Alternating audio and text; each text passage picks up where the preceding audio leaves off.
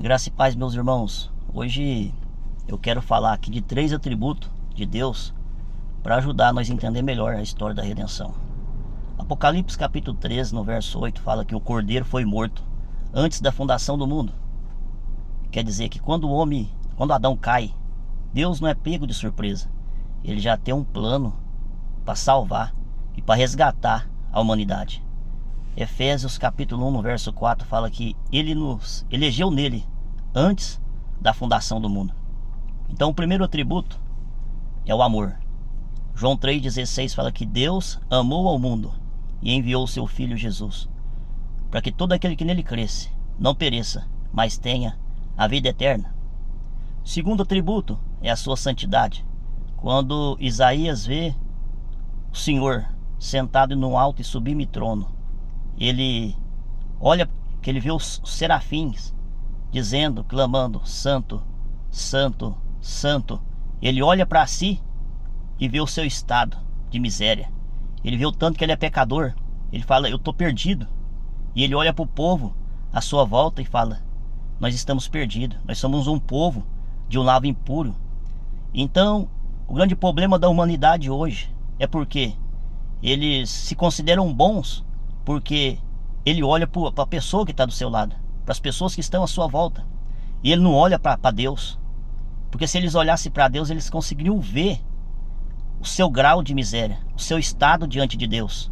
Eles conseguiriam ver que realmente eles são pecadores e que eles mereciam o castigo, o juízo de Deus.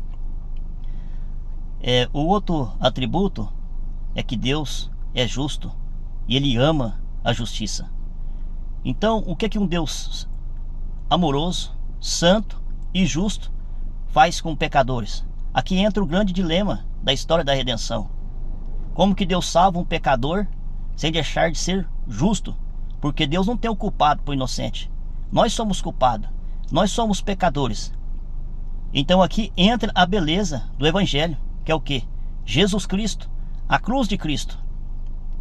Que Deus enviou o seu Filho e vai cobrar os nossos pecados dele. Na cruz de Cristo vai morrer um justo pelos injustos. Então todo aquele que nele crê, todo aquele que crê em Jesus Cristo é justificado pela fé. Os nossos pecados são imputados nele. Nós somos declarados justos mediante o sacrifício de Cristo. Nós somos declarados justos pela fé em Jesus Cristo. Ele foi o pagamento, a expiação, a propiciação pelos nossos pecados. Então, você não tem, como Paulo fala, nós não temos do que se gloriar, a não ser da cruz de Cristo, a não ser do que Cristo fez na cruz do Calvário. Se você conseguir entender o estado de miséria que você está, e se você conseguir entender o que Cristo fez na cruz do Calvário, você vai conseguir compreender o que é o Evangelho. Você vai conseguir compreender que você é um miserável, que você é um pecador, que você é um caído, mas pela fé em Jesus Cristo, você é declarado justo diante de Deus.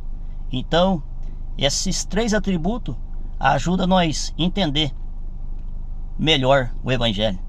Se nós conseguir olhar para Deus como Isaías olhou, se nós conseguir olhar para Deus como Paulo olhou, e Paulo fala: eu sou dos pecadores, eu sou o principal. Muitas pessoas não se reconhecem como sendo pecadores. Então, se você não reconhece como sendo um pecador, Jesus Cristo não morreu por você. Ele morreu, ele veio salvar os pecadores.